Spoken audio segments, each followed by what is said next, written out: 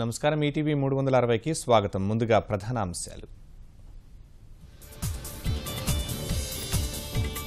Railway zone శాసనసభ స్థానాల పెంపుపై ఒత్తిడి తెద్దాం. పార్లమెంటరీ పార్టీ సమావేశంలో తెలుగుదేశం నిర్ణయం. వ్యూహకర్తను తెచ్చుకుని జగన్ అసమర్థత చాటుకున్నారన్న సీఎం. వైకాపా ప్లీనరీ అంతా అబద్దాలమయమని ఘాటు విమర్శలు. విజయవాడలో మరో 7 ఐటీ కంపెనీల కార్యకలాపాలు ప్రారంభం. 3 నెలల్లోనే 16 సంస్థలు ఏర్పాటయ్యాయని మంత్రి లోకేష్ వెల్లడి.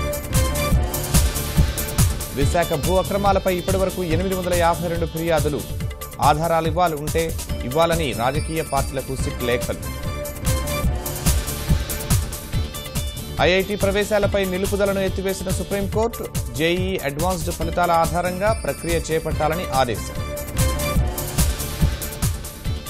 పాకిస్తాన్ విదేశాంగ మంత్రిపై సుష్మా స్వరాజ్ ఘాటు విమర్శలు. జాదవ్ తల్లి వీసా ఆమోదంపై తన లేఖను పట్టించుకోలేదని ఆగ్రహం. అలరిస్తున్న భారత్, అమెరికా, జపాన్ సంయుక్త విన్యాసాలు. దూసుకుపోతున్న నౌకలు, విమానాలు.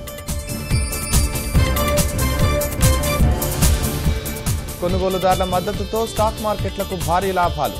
జీవితకాల గరిష్టానికి సెన్సెక్స్ 355 పాయింట్లు వృద్ధి.